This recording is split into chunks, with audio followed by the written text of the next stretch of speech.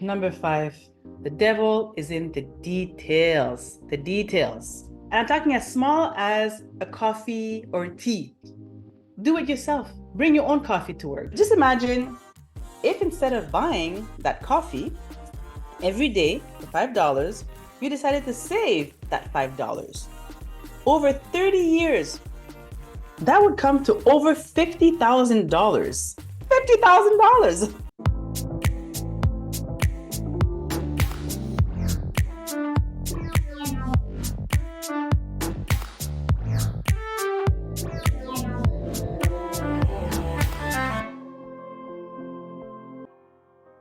Dear Patty, I'm writing to you because I feel stuck. Every day I wake up feeling like this can't be. My life doesn't feel like it should be mine. I don't want it. I'm trapped in a 9-to-5 job that drains me, leaving me feeling miserable and wondering what is the point of it all. No matter what I do, I'm always feeling like I'm not good enough. I'm so tired all the time, mentally and physically. It's like I'm running on a treadmill, always working but going nowhere. I feel so broke all the time. My credit is through the roof. One of these days, I'm gonna run out of cash. How am I ever going to pay off all these credit cards? Retiring? How can I retire when I can barely make it now? I freak out when I think of the future. The prices of homes are so expensive, I can't even afford to get a mortgage. I'm always short on cash, always counting dollars. I'm even afraid that my cards will get declined when I go to the grocery store. It's wearing me down. I feel like I failed, like I messed up my whole life. I'm tired of trying to keep up, from trying to make ends meet, from trying to find hope in this situation that seems hopeless. I'm lost. I don't know how to break free from this rut, how to start feeling like my life has meaning again, or how to begin climbing out of this financial hole. I'm reaching out, hoping that you might have some advice on how to find a way out. Thank you for listening. Just having someone to share this with means so much to me.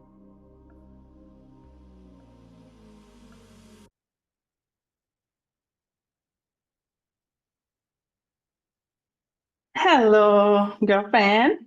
And hello, Ines. Welcome to the Toronto Not to Run show. Oh, thank you so much for trusting me, Ines, with this letter. Somebody asked me the question, like, is this a real letter? Because, I sort of act out my letter writer because I'm hiding their identity. And yes, those are real letters that I'm responding to. And you can also send yours if you want. If you have any questions to ask me, pattypashjourney.com. Just try me for fun. Try me to see if I could share even one tip that can help you out. That being said, can you relate with Ines's situation right now? Or have you ever been able to relate? Anyway, full disclosure, I found myself at the rock bottom. I've been at the top, I've been at the bottom, I've been everywhere. And so I completely could relate with your letter, Ines. I'm going to share with you all the lessons that I've learned from being in that situation and how I managed to get out from that financial hole. And maybe you're in a good place and this message is not for you, but surely, at least one person, we all have a girlfriend or family member who is struggling financially. Maybe this is meant for them. So if ever by the time I get to the end, you think that anything could help them out, please don't be shy, share the love with them. Let's jump right in. Number 1, you have to visualize exactly where you want to be. Clearly from your letter, I can tell that you know exactly where you don't want to be. You don't want to be stuck in your 9-to-5 job. You don't want to be living paycheck to paycheck. You don't want to feel broke all the time and be afraid that your credit card will be declined. So that we know what you don't want. Let's not dwell on where you don't want to be. Try to visualize where you want to be and be specific with it. Where do you feel you deserve? What do you think is God's plan for your life financially? So for you, for instance, watching this, visualize the end result. I'm a successful entrepreneur, working for myself. I'm debt-free. All my credit cards are at 0. I have such an amount in my bank account. I have such a situation. I live in such a home, in such a neighborhood. Or you can visualize yourself working in a job that you love within a healthy environment that's paying you fairly. I actually went back to one of my old journals back then when I started this exercise before I turned my situation around. And I was very specific. I was saying all those things. What happens is you're fooling your brain into thinking that you're there. And you have, very important, you have to speak as if it's already done. You cannot say, one day I'll be debt free, or one day I'll have the, it has to be, you have to say it like it's already done. I am debt free. I am financially independent, or I am a successful entrepreneur. Like speak it like it's done. Because there's something really interesting that starts happening when you start being clear at where you want to go. You're creating yourself a why. Why am I doing this? Why am I working this hard? And you're going to start being more open to opportunities that will actually lead you to where you want to be. I've been there literally, like when I was able to visualize something. And if I had not been in the habit of journaling and visualizing exactly where I wanted to be, I would have seen that opportunity as like, I'm not going to be doing this. I'm not going to be working on call in the evening or during the weekend. I would have said, oh no, this is not what I want. But then because I just journaled about it, and when the opportunity came along, I said, oh my God, this could actually help me save more money so I can get to where I need to be faster. For instance, let's just say you've been wanting to write a book or something, start a business. But because you're so depressed and so deflated after your long work day, you get home and all you have the energy to do is just eat and just lie down and watch Netflix or Crave or whatever you're watching. So now, because you've been journaling that I'm a successful entrepreneur, I can do this, I can do that. Because you did this, well then, you won't want to sit down and say, oh, maybe I should start writing, maybe I should start doing something. You're going to start taking actions because or your brain has been conditioned to think that you're already there.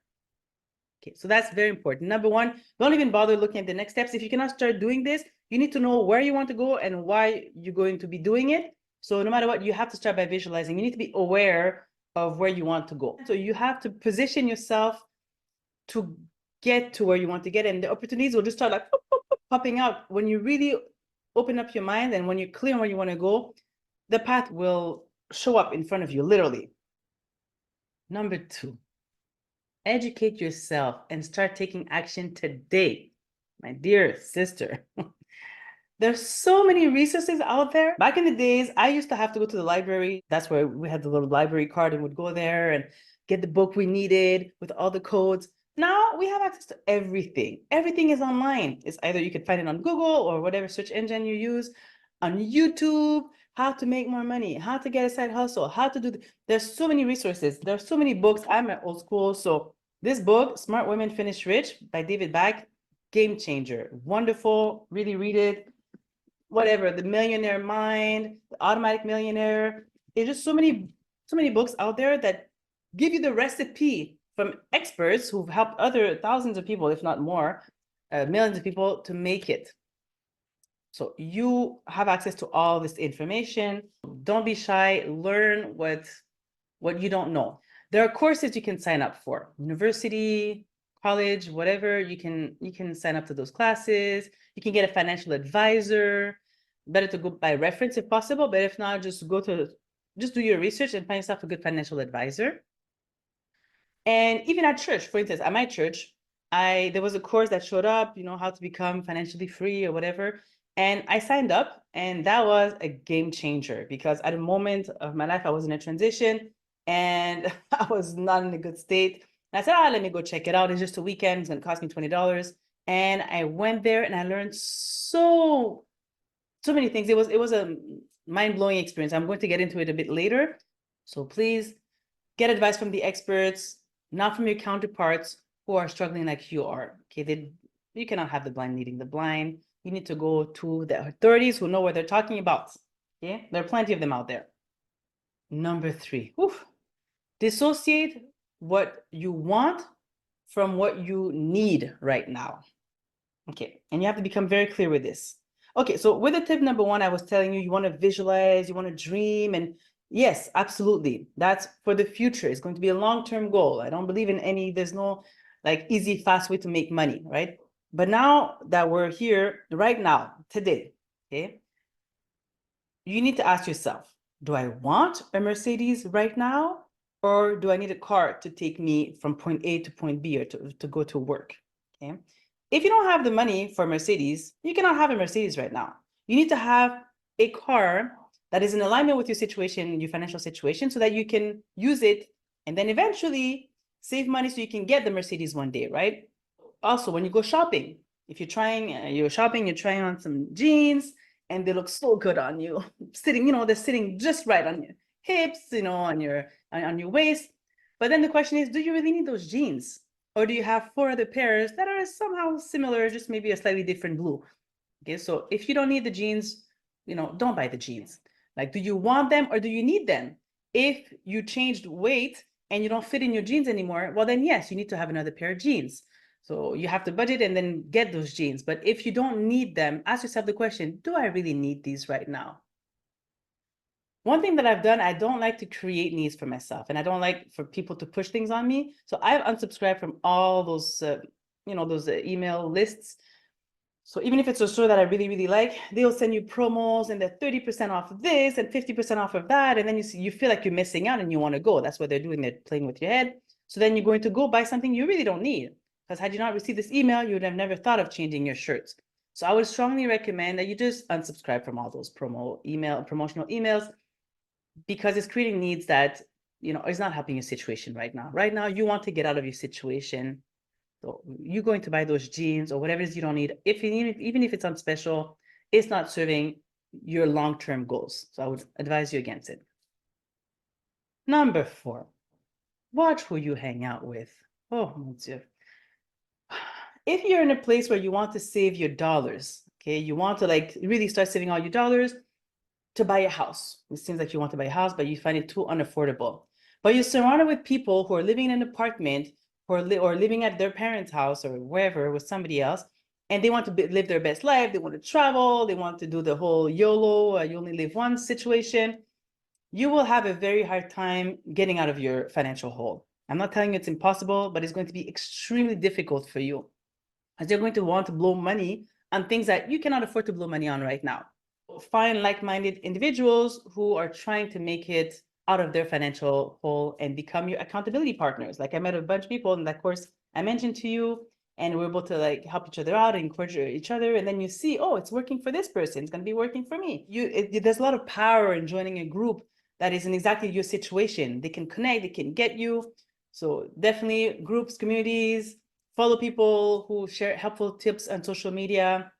Whoever you like, it connects with you. I'll put you some ideas in the description below. Hang out with them, find them, seek them out. I'm not telling you to boycott all your friends and your family members who are broke, but I'm telling you, at least create space for other people who are where you want to be or who are on the way to where you want to be. Yes. Oh, number 5. I think number 5 is one of the top 3 of all my 10 tips here. The devil is in the details. The details. The small amounts add up to a whole lot. And I'm talking as small as a coffee or tea. Do it yourself. Bring your own coffee to work. Get your own tea. Okay, I'm going to share a thought with you, but please, my dear, remember, I'm not a financial advisor by any means. So this is not financial advice, okay? But just imagine if instead of buying that coffee every day for $5, you decided to save that $5 over 30 years without even considering any interest or any of your investment options. Just the act of saving that $5 a day, that would come to over $50,000. $50,000 just by not drinking coffee at your favorite coffee shop. It's huge. Now, if you were to invest that money and earn, some compound interest over that, you'd be surprised at how substantial that amount would be. I did the exercise myself. Back then, I had just, instead, because I used to buy teas all the time, so I just went to Costco or whatever store and I bought the big box of teas, and I would just go boil my water. We had running water at work, and then I had my little tea, and I was able to save myself, I don't know, that was $1.50 a day, but still, it added up in the end.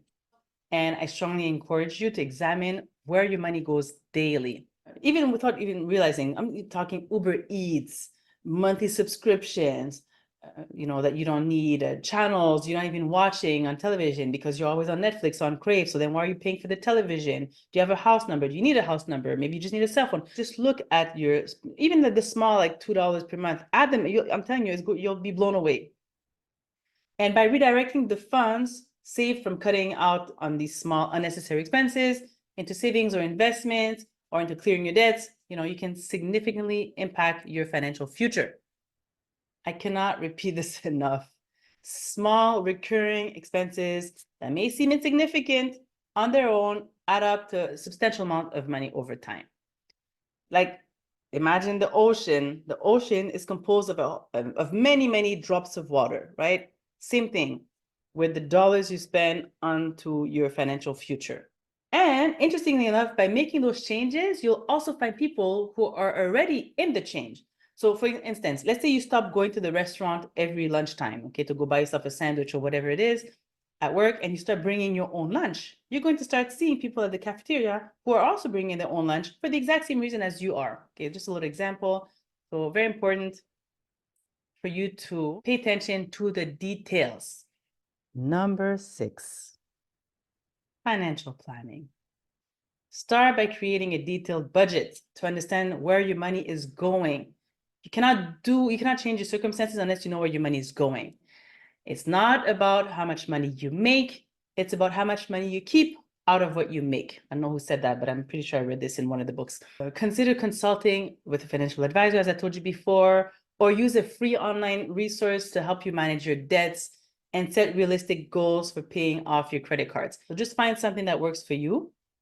You do not know what you do not know, what you do not see. Seeing how much money I wasted on nonsense was the first step for me changing my habits to do it. Number 7, manage your debts or your debts will manage you.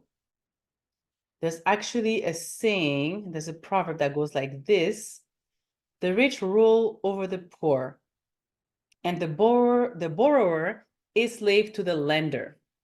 Okay? If you're drowning in debts, look into debt consolidation or speak to your creditors about setting up more manageable repayment plan. I worked for a major bank for many years, almost a decade, and I can assure you they will appreciate you contacting them and telling them, look, I'm struggling, this is all I can do, and they're going to make arrangements that you don't even know that they can even make. Okay, they can merge things, they can make it so that you have one payment only and you could have some loose, some cash flow. They can, there's so many things to do, but you do have to contact them and they'll appreciate that so that they don't have to send somebody to collect after you. You're being proactive in resolving the situation. You're showing your goodwill and your good faith. They prefer that than you becoming like a bankruptcy case where they lose money, right? Also, one thing that's important, if you're crawling under debts, there's no point in you starting to invest money because then what you'll be earning from the investments, it can never go over the high interest rates of credit cards. Most of them, I think, are 21%, but they go as high as 29%. So you don't want to put yourself in the situation where you're earning 6% or 10%, but then you have to pay 29%. It just doesn't make any sense, right? So make sure you clear your debts first. Number 8, you don't like your job. Find a way to change your position or change your employer. It sounds to me like your work environment is unhealthy for you and you have to drive yourself to work every day. Start making phone calls. At one point, I had a job that made me so miserable, okay, that I decided, you know what, I cannot stay in this situation. So I started making phone calls, sending emails, asking people around in the organization relentlessly until I found myself an amazing job. I was so happy. My goodness. It was like it was a huge blessing to just be able to get out from this poisonous environment to go into a healthy one. But I had to take action. Nobody's going to knock at your door and say, hey, you want a job? You have to go out of your comfort zone so that you can find it. It's going to be uncomfortable. And especially, often we have the fear of rejection, or they're not going to want to, I need to go through the regular processes. Sometimes people have needs and you can sell yourself, you can sell your skills so that you can get that job, you understand, like in an unadvertised way. And I brings back to Ed Tate, who I actually interviewed at one point, who said, don't you say no before they say no. Never tap out, never take yourself out of the game. That always sticks to me. So don't be afraid of rejection. You're miserable right now anyhow. What do you have to lose by asking someone, asking around? You're probably 1 degree of separation away from your dream job that you like to do, right? You just have to talk about it and be prepared to hear a few no's until you get a yes, but you don't need to stay in this miserable job. Okay, please just start looking around, ask questions, and you can do this. Number 9. You can do a few things here. You can find yourself a side hustle as well. Well, I had to do that a few times in my life, just getting a second job so that I was able to like really accumulate enough money so that I can make it to my goal, to my why. Or what you can also do is start working on a side business, something that you love, for instance. So let's say you have your job 9 to 5. I'm not the kind of person who believes that you should like quit your job and just throw yourself into a new business venture. I feel that if you really want, there's an opportunity for you to just stay right where you are. Okay, yes, you're miserable for a little while, but at least it gives you the security. Maybe you can try to work less hours, get a leave from that job, but then you start building your own business. So at least you don't have to make rash decisions or do things that you don't want to do within your new business. You can set it up properly, set up the storefront, set up everything so that at least you can make it to where you want to be. So I strongly encourage, if you have the energy, the capacity, to just do it on the side, and then hopefully you can ditch the job you don't like and then just do your side business full time. And finally, number 10, learn skills. Sometimes you just need to develop your skills. Okay, I don't know what you're doing exactly, Ines, but maybe you're not in the right field of work. Learn another skill, go back to school if you can. Sometimes, we have to go back. You have a family member you can reside with or something. Just try to see if you can change your circumstances so that you can learn a skill, and that will really give you more opportunities. Often they're free or they're very low cost. The resources are available to help you improve your employability or getting promotions. People sometimes they don't realize, but they're lacking they're lacking confidence, leadership skills.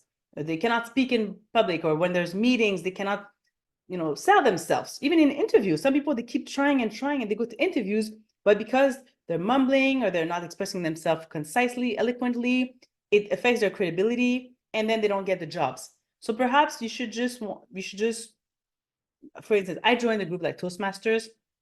It's a public speaking group where you just go once a week and then you just practice speaking. And it gave me so much confidence that I was able to launch like 3 YouTube channels and do all kinds of things. Even it helped me in my personal and my professional life. Like my meetings are pretty good.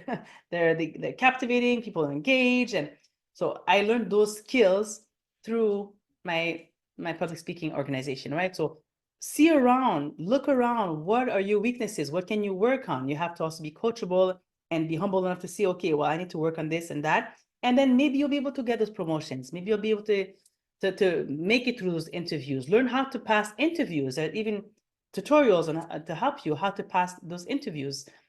Some people, they're very sloppy. They apply. I was a manager for many years. They would send their applications, and then there's specific instructions of requirements that need to be met. And then we see that the person, because of their their jobs and their employers, they have the skills that we need, but they did not demonstrate it on their resume. So of course, we're not going to hire that person. So you have to, learn how to apply, how to do things, how to sell yourself. There's plenty of information out there. Okay, and that will lead to new job opportunities in healthier environments or with a higher pay. And then you can go in the field that you were always meant to be or that you felt called to be in. Well, that sums it up, Ines and friend. I hope you got something out of this, out of at least one of the tips, one of the 10 tips. I'm hoping can help you so you can start making changes today so that you can go exactly where you were meant to be all along. Okay, you're not meant to be where you are. You're not meant to be miserable. This is not the plan of the Lord for your life. Okay, He has other plans for you, but you have to put yourself in a position to go there. And it starts with you reaching out for help. I hope this was helpful. And if ever you've been in this situation, write a comment below, because I don't know. I mean, sometimes if things are quiet, now I'm just getting started. This is a new channel, but if ever I don't know what I don't hear. So if ever this was helpful, let me know. If it wasn't, let me know too. So at least I'll be able to adjust myself in my next videos. Thank you for your time. Thank you for your trust. And feel free to send me letters. patipasjunior.com. You just have to go in the To Run or Not to Run show tab. And then all the instructions. Send me a simple letter, any problem you have. Even if I don't have the answer, I'll try to find you an answer, or I'll refer you to somebody who can help you. But the point is, reach out to me so I can help you. All right, thank you. And if it's not already done, I know a lot of you in my analytics, a lot of people watch my content, but they don't subscribe. So please, I would invite you, if you like this, if you like the content that I share or the tips that I share, I plan on answering whatever questions come my way in this format. So cannot wait to hear from you. Take care of yourself. Bye.